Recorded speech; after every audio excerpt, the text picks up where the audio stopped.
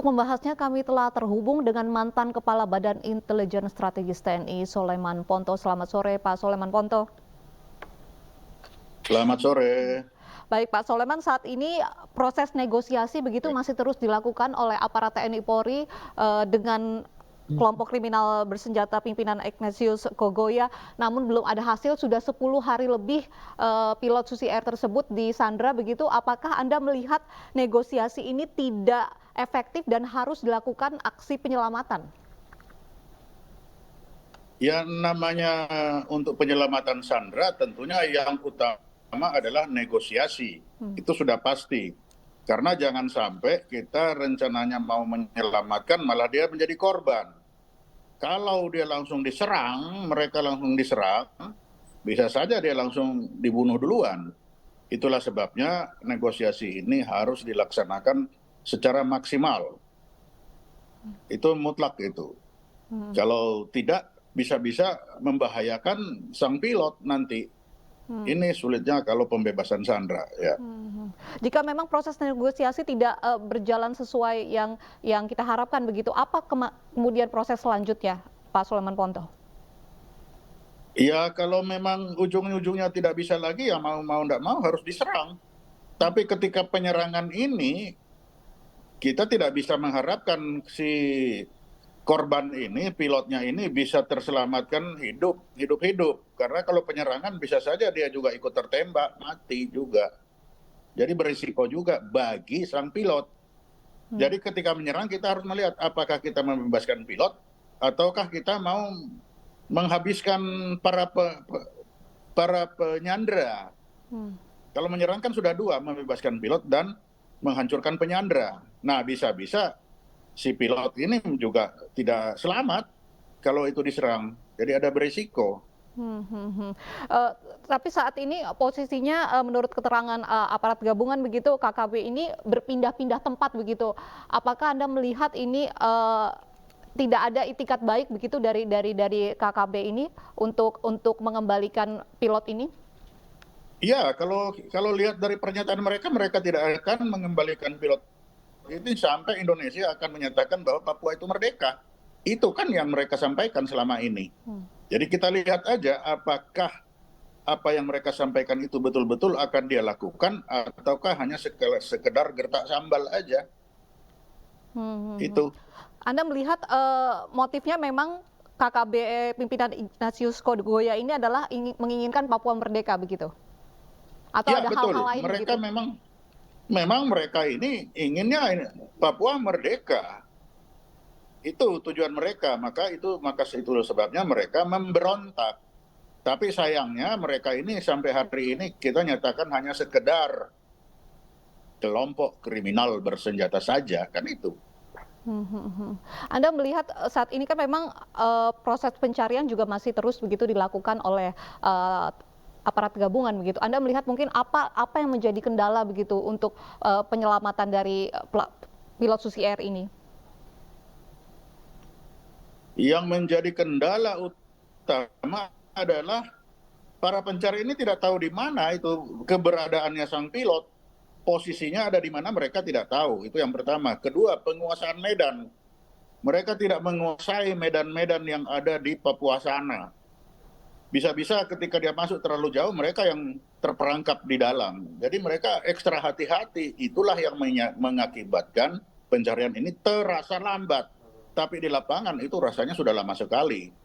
Karena hutan Papua yang masih begitu lebat, wilayah Papua yang 3 kali Jawa ini luasnya, itu merupakan tingkat kesulitan yang sangat tinggi bagi para pencari itu. Sedangkan Eli Kogoya, para pemberontak ini, mereka menguasai medan, dia tahu jalan-jalan tikusnya kemana, menuju kampung terdekat di mana, mencari makan di mana. Sedangkan para pencari ini tidak tahu medannya. Bisa-bisa dia masuk ke sana kehabisan makan di tengah jalan. Nah, kan itu susah lagi. Jadi memang Gitu. proses negosiasi yang harus diutamakan terlebih dahulu begitu ya Pak Soleman Ponto? Iya, betul. Itu satu-satunya jalan negosiasi, mencari komunikasi supaya mereka lunak dan mau menyerahkan itu. Tanpa itu agak kesulitan karena melihat penampilan ketika itu, saya tidak akan melepaskan pilot ini katanya Bahkan sampai ada ancaman Indonesia akan menyatakan dibunuh Papua begitu, merdeka. Pak Soleman Ponto, Ya, pilot Susi Air ini. KKB menyatakan bahwa mengancam akan membunuh begitu. kan tidak Apakah ada dia bilang membunuh. hmm, Dia belum bilang membunuh, tapi dia bilang kami akan menyerahkan ini kalau Indonesia menyatakan Papua merdeka. Atau kalaupun dia akan ditarik atau diserahkan, serahkan dalam keadaan mati, sama-sama mereka mati. hmm, Itulah yang hmm, saya bilang. hmm, Kalau nanti Indonesia kehabisan kesabaran menyerang, nah dia juga sangat mungkin juga dibunuh. hmm. Sejauh mana begitu Pak Soleman Ponto kemampuan aparat gabungan kita dalam membebaskan Sandra ini? Loh, kalau kemampuan untuk pembebasan sangat tinggi, mereka apalagi TNI itu kan sudah punya pengalaman dalam pembebasan sandera. Yang hambatan utama itu adalah medannya Hmm, di sana. Medannya itu mau dicari di mana? Kalau pembebasan sandera misalkan pesawat, udah tahu, oh pesawat ada di situ, kelihatan hebat. Tapi ketika membebaskan sandera di hutan Papua yang begitu lebat, itu punya tingkat kesulitan tersendiri. hmm. Ditambah mereka Itu berpindah-pindah begitu ya Pak menjadi Soleman Ponto. hambatan utama. Hmm, hmm. Bagaimana? Ditambah para kelompok kriminal bersenjata ini juga berpindah-pindah, itu semakin menyulitkan aparat tentunya untuk proses Iya, pencarian. betul. Betul, sudah pasti mereka berpindah-pindah karena mereka tahu bahwa mereka sedang dicari. Mereka kan juga mendengar perbincangan kita ini kan juga didengar oleh mereka. Apa yang akan kita lakukan dia sudah tahu. Semua dia sudah tahu. Hmm, hmm. Karena itu dia pasti akan berpindah-pindah tempat ke sana kemari dia. Ya mudah-mudahan ketika dia mendengar ini akan tergerak hatinya, ya sudah mari kita negosiasi dengan baik, kan bisa begitu. Hmm. Pak Soleman Ponto, ini selain mereka menyandra pilot Susi Air ini, para KKB ini juga membuat warga distrik Paro ini trauma dan sehingga mereka memutuskan untuk mengungsi. Apakah memang KKB ini juga memiliki tujuan untuk membuat suasana mencekam begitu Anda melihatnya? Ya betul, mereka memang membuat itu supaya terlihat keberadaan mereka itu ada, bahwa kami ini ada, bukan tidak ada. Itulah sebabnya dia membuat kekacauan di mana-mana. Dia membunuh, membakar, sekarang dia menyandra untuk memperlihatkan bahwa kami ini ada, bukan tiada. Itulah tujuan mereka. Hmm, hmm, hmm.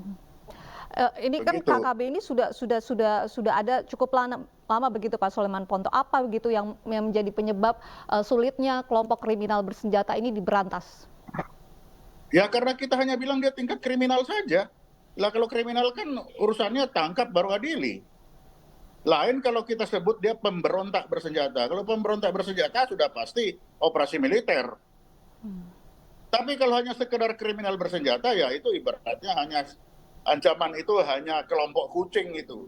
Tapi kalau yang datang sudah kelompoknya singa, nah ini.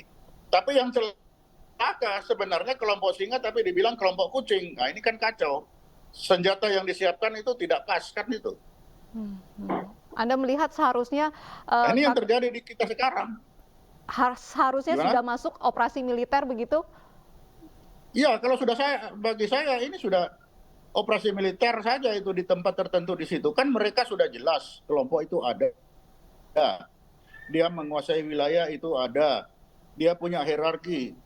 Dia sudah bisa menyerang.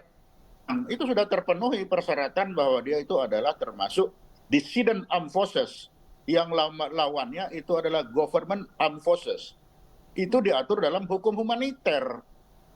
Itu tergolong kepada konflik bersenjata internal. Sehingga tidak perlu ragu-ragu. Tapi kita harus sebut bahwa mereka itu adalah dissident armed forces. Ibaratnya begini, kalau ancamannya itu hanya kucing, maka kita nyiapkannya senapan angin. Tapi kalau ancamannya itu singa, ya kita harus siapkan itu Pak Soleman Ponto. M16, kan begitu. Itu sebenarnya sekelompok singa. Sehingga kita hanya menyiapkan senapan angin. Nah, ini yang terjadi sekarang sepertinya itu. Kelompok kriminal. Kelompok kriminal saja. Kalau kelompok kriminal ya itu urusan polisi. Itu penegakan hukum. Padahal kenyataannya kan sudah lebih dari kriminal. Mereka itu sudah masuk di dissident armed forces. Sehingga saatnya lawannya adalah government armed forces, yaitu TNI. Nah sekarang tinggal pemerintah mau apa yang dibilang. Jangan sampai dibilang kucing tapi diserang pakai M16, kan salah lagi itu. Oke, oke. Nah kalau kucing ya senapan angin. Baik, Pak. Tapi sekarang harus jelas apa yang di depan. Baik, baik. Pak Soleman, biasanya di dunia intelijen begitu, Itu jika memang ada penyanderaan seperti ini, apakah sudah aparat sekian lama bilang itu kelompok kriminal ya mempunyai begini-begini timeline aja. begitu, jika berapa hari tidak negosiasi tidak berjalan lancar, kemudian akan ditingkatkan Bagaimana? ke aksi penyelamatan atau seperti apa, Pak, prosesnya? Wah, itu sangat tergantung kondisi di lapangan. Saya tidak tahu kondisi di lapangan. Para komandan lapangan itu sudah mentargetkan berapa lama negosiasi. Kalau tidak negosiasi baru menyerang. Itu sangat tergantung kepada keputusan dari para pemimpin-pemimpin lapangan. Kita di luar lapangan susah untuk memperhitungkan itu berapa lama toleransi mereka. Karena mereka harus memperhitungkan psikologis anak buah di lapangan itu sudah sekian lama juga itu juga perlu diperhitungkan. Melawan alam Papua yang dingin, banyak nyamuk, itu juga perlu diperhitungkan. Dan yang paling tahu itu adalah para komandan lapangan. Itu. Baik, baik. Kita harapkan bahwa pilot pesawat Susi Air ini dapat segera ditemukan dengan kondisi selamat dan juga baik. Terima kasih Pak Soleman Ponto sudah bergabung bersama kami di AINI Sore.